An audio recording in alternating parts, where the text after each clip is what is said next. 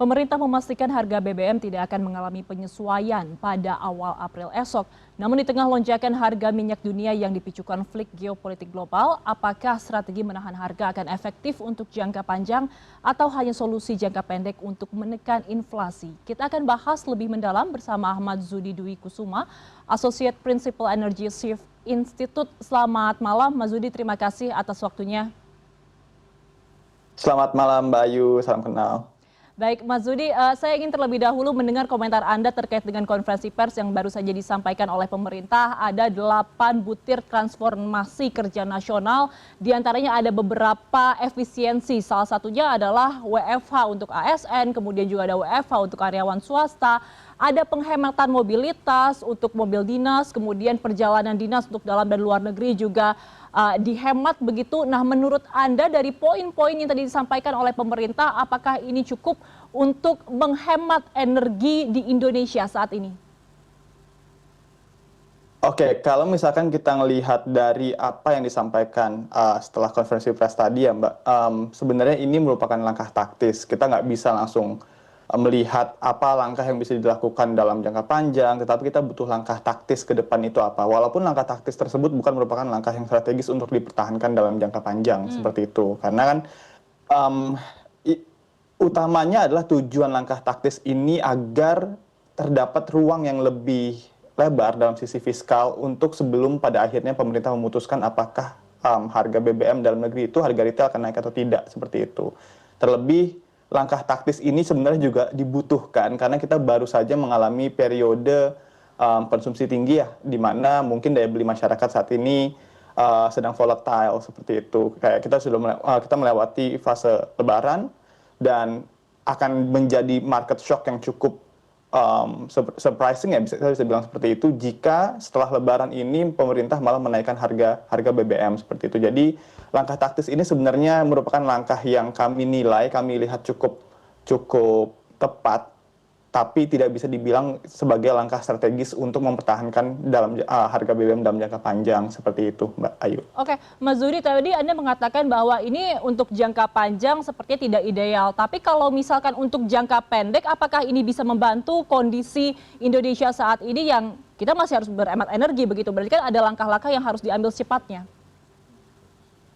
Betul, kalau misalkan di dalam jangka pendek ya, apa yang bisa dilakukan melihat kita merupakan net importer dari minyak, jelas apapun yang terjadi dalam skala geopolitis ini akan mempengaruhi beban Indonesia untuk menyediakan energi dari sisi domestik, seperti itu. Nah, apa yang bisa dilakukan? Mungkin kita nggak bisa secara instan menambah supply karena kita basically bukan pengatur supply minyak di baik domestik maupun global, seperti itu. Yang bisa kita lakukan adalah menekan bukan menekan daya beli, tapi lebih menekan tingkat konsumsi kita dengan bisa dibilang dengan langkah-langkah yang cepat dan bisa dilakukan tanpa menimbulkan impact yang lebih besar lain, seperti itu. Jadi kalau misalnya kita ngelihat dari sisi strateginya terkait WFH atau apa, itu tidak akan menimbulkan itu tidak akan menimbulkan impact yang bisa dibilang memperparah ke depannya, seperti itu. Jadi ya balik lagi, langkah yang dilakukan ini bisa memberikan cushion untuk jangka pendek, tapi again ini bukan merupakan langkah yang strategis untuk ke depannya, karena cycle ini akan terus berulang ke depannya, seperti itu, Mbak Ayu. Oke, Mas Zudi, ini sebenarnya cukup mirip dengan pernyataan Anda bahwa secara jangka panjang tidak akan bisa menahan bagaimana kita cara menghemat energi begitu, karena ada sejumlah analis juga yang memprediksi kalau harga minyak dunia terus-menerus naik, maka pemerintah ini hanya akan mampu menahan harga BBM hingga 2-3 bulan ke depan begitu. Nah, bagaimana dengan analisa Anda? Apakah betul kita hanya bisa bertahan selama beberapa bulan? Sebenarnya kalau untuk melihat apakah kita bisa bertahan dalam beberapa bulan, 2-3 bulan yang seperti yang diekspektasikan beberapa analis di baik domestik maupun global, itu menurut saya merupakan horizon yang masuk akal untuk sebagai batas kewaspadaan, tetapi bukan angka yang pasti, seperti itu. Karena jelas ada variabel sebelum harga retail ini disesuaikan, jelas akan banyak variabel lain yang harus disesuaikan. Contohnya salah satunya jelas harga minyak itu sendiri, tapi ada kurs rupiah, volume konsumsi, dan juga kemampuan pemerintah untuk melakukan prioritisasi ulang belanja mereka seperti itu. Jika kita tidak bisa mengatur harga minyak global seperti apa dan kurs rupiah juga sepertinya external factor, maka yang bisa kita atur jelas volume konsumsi dan juga prioritisasi belanja. Kalau misalkan dua faktor lainnya ternyata berjalan dengan baik, tentu 2 sampai 3 bulan itu merupakan angka yang masuk akal, tetapi bahkan bisa lebih panjang seperti itu. Karena impact-nya juga sebenarnya kalau misalkan kita menahan terus-menerus itu akan tidak baik untuk APBN. Dalam 2 bulan ini saja sebenarnya kan kita sudah memakai pos sekitar 51 triliun ya dari pos anggaran subsidi dan juga kompensasi. Dengan harga market itu Brent oil di sekitar 60 sampai 70. Itu jauh di bawah harga sekarang seperti itu. Maka kalau misalkan ternyata harga tersebut bertahan cukup panjang, ya pada akhirnya mungkin dalam skala setiap periodik 2 bulan itu bukan 51 triliun lagi yang akan terpakai, tapi bisa sampai 100 atau 120 triliun per 2 bulan tersebut gitu. Jadi dalam hitungan kasar kita melihat sekitar 6 bulan jika harga 120 tersebut bertahan dalam 6 bulan, ditambah pemerintah tidak bisa melakukan penyesuaian volume konsumsi dan juga tidak bisa memberikan ruang fiskal yang lebih luas dengan prioritisasi belanja tersebut. Seperti itu Mbak Ayu. Kurang lebihnya 6 bulan begitu ya. Mas Zudi, kalau kita melihat juga dari konferensi pers yang baru saja disampaikan tadi, Menteri ESDM Bahlil Lahadalia berkatakan bahwa ada kebijakan agar masyarakat membeli BBM secara wajar. Dalam hal ini adalah 50 liter maksimal per kendaraan per hari. Bagaimana Anda melihat ini, efektif tidak? 50 liter per hari. Sebenarnya bukan dari liter per harinya ya Mbak, tapi lebih ke bagaimana arahan tersebut dapat diterjemahkan untuk mengatur psikologi dari setiap buyer itu sendiri gitu. Dan sebenarnya dengan pemerintah memberikan bisa dibilang memberikan pemberitahuan kalau misalkan pada tanggal 1 April nanti belum ada kenaikan dan segala macam, itu bisa dibilang upaya yang cukup efisien untuk menahan panic buying seperti itu. Tapi kan kita juga tidak bisa mengeneralisasi kalau buyer sendiri di Indonesia itu punya pandangan yang sama terhadap konflik global ini. Mungkin saja ada beberapa persen dari bisa dibilang dari konsumen di Indonesia yang paham terkait perang ini akan bertahan lama, maka lebih baik saya melakukan bisa dibilang stocking lebih early dan segala macam. Mungkin ada beberapa part dari konsumen di Indonesia yang berpikiran seperti itu, tapi dengan melakukan pembatasan sejak dini ditambah dengan pemberitahuan yang bisa dibilang meredakan kepanikan di publik, itu dapat berjalan efektif sehingga tidak terjadi konsumsi yang sebenarnya tidak begitu diperlukan, atau kita bisa bilang panic buying tersebut. Karena at the end of the time, jika panic buying ini ternyata kejadian, maka beban impor kita tuh akan melebar, akan membesar lagi, dan pada akhirnya kita akan terpaksa untuk membeli minyak baik dalam bentuk crude ataupun refined oil dengan harga yang saat ini tinggi seperti itu, Mbak. Oke, berbicara tentang harga minyak, Mas Zudi, kalau kita melihat harga minyak dunia saat ini di jenis Brent dan juga WTI melonjak sudah lebih dari 57% pasca penutupan Selat Hormuz. Nah, kalau harga minyak dunia masih akan terus naik ke depannya, sementara harga BBM domestik tetap ditahan oleh pemerintah, dampaknya terhadap beban subsidi energi dan APBN seperti apa, Mas? Nah, ini yang menarik sekali ya Mbak untuk dilihat. Sebenarnya kita bisa melihat, seperti jawaban saya sebelumnya, kita bisa melihat apakah 2-3 bulan ini literally direct dari beban terhadap APBN seperti itu. Kalau misalkan kita melihat asumsi makroekonomi di APBN tersebut, kita melihat ICP itu diasumsikan hanya sekitar 70 USD per barel, sedangkan kurs rupiah itu di 16.500 hingga 16.900. Tapi kalau misalnya kita bandingkan saat ini, dua-duanya jebol seperti itu. Dan dari asumsi makro tersebut, kita juga bisa melihat bahwa peningkatan 1 USD per barel dari ICP yang sebenarnya ketika Brent itu bergerak $1 dan biasanya ICP juga akan tidak jauh bergerak di ambang $1 tersebut, maka tambahan biaya untuk belanja negara tersebut akan bertambah sebesar 10,3 triliun. Itu ada di di nota keuangan APBN seperti itu. Sedangkan penerimaan hanya bertambah sebesar 3,5 triliun.